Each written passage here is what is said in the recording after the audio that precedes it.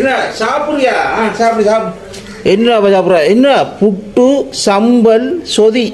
டேய் இப்போ தேங்காய்க்கு தட்டுப்பாடு உங்களால் வந்து உங்களுக்கு சொதியும் வச்சு சம்பளும் வச்சு சாப்பிட்டா நடக்கும். தேங்காய்க்கு தட்டுப்பாடு வரும். இனி இந்த வெறும் முட்டு வாங்கி சாப்பிடணும், இல்லாட்டி சீனியோட ஓடி சாப்பிடும். சரியா?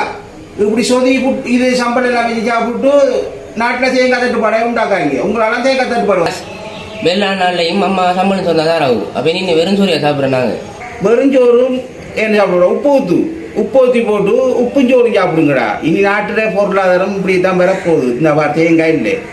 சரியா? அரிசி தட்டுப்பாடு ஒன்றும் செய்யலாது. நம்மளும் அரசாங்கத்தில் ஒத்துழைச்சி போகணும். சரியா? நம்மளை இங்கே பிரச்சனைண்டா அரசாங்கத்தில் திட்டத்துக்கு நம்மளை ஒத்துழைச்சி போகணும். அதால் என்னை உப்பை ஊற்றி சாப்பிடும்.